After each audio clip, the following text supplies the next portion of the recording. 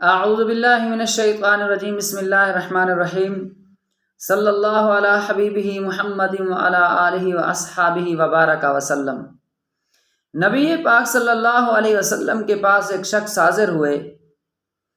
آقا دو جہاں صلی اللہ علیہ وسلم نے اپنے اس وقت موجود صحابہ کرام کو فرمایا کہ اس کو کون رات اپنا مہمان بنائے گا۔ ایک صحابی عرض کرنے لگے، یا رسول اللہ صلی اللہ علیہ وسلم میں اپنے پاس ان کو لے جاتا ہوں۔ رات کے لیے بطور مہمان ان کو اپنے ساتھ لے گئے۔ جا کر گھر کے اندر اپنی بیوی کو فرمایا کہ گھر میں جو کھانا ہے وہ تیار کریں، مہمان اللہ کے رسول صلی اللہ علیہ وسلم نے ہمارے سپرد کیا ہے اس کی خدمت کے لیے۔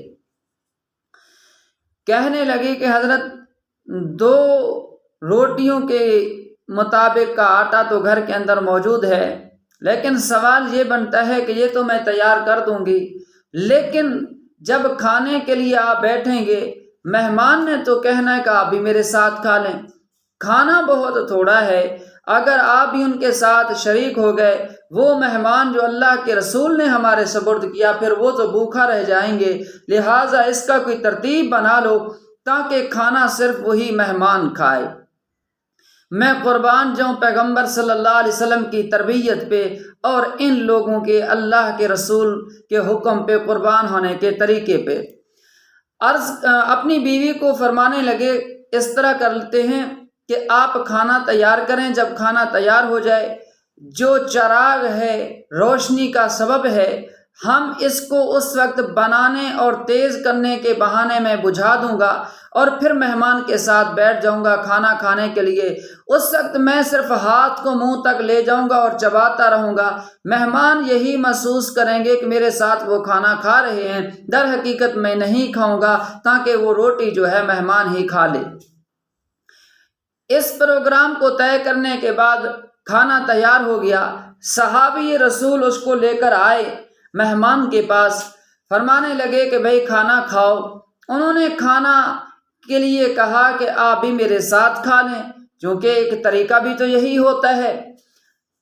انہوں نے کہا چلو ٹھیک ہے کھاتا ہوں آپ کے ساتھ، لیکن چراغ کو ٹھیک کرنے کے بہانے اس طرح کرتے کرتے انہوں نے چراغ کو بجھا دیا اور پھر ان کے ساتھ اس طریقے سے شریک ہو گئے جو پہلے سے انہوں نے طے کیا کہ بظاہر منہ کو چباتے رہے اور ہاتھ کو وہاں کھانے تک لے جاتے، منہ تک لے آتے، جس سے کہ مہمان یہ سمجھے یہ بھی میرے ساتھ کھانا کھا رہے ہیں۔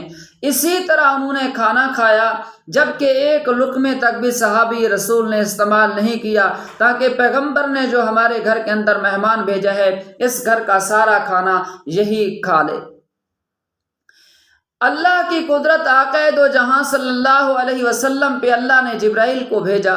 اللہ کو یہ عمل اتنا محبوب آیا، اتنا محبوب، اور اللہ کو یہ عمل اتنا پسند آیا کہ اللہ نے بذریعہ جبرائیل یہ ساری بات آقا دو جہاں صلی اللہ علیہ وسلم کو بتا دی کہ میرے رسول کل صبح جب آپ کے یہ صحابی ہیں تو رات والا واقعہ ان سے پوچھنا اور ان کو میرے طرف سے سلام کہنا، ان کو کہنا کہ اللہ آپ پہ راضی ہے۔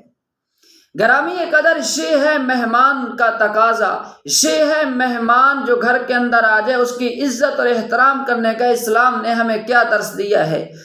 تو اللہ پاک ہمیں ہر آنے والے کی خدمت کرنے کی توفیق نصیب فرمائے۔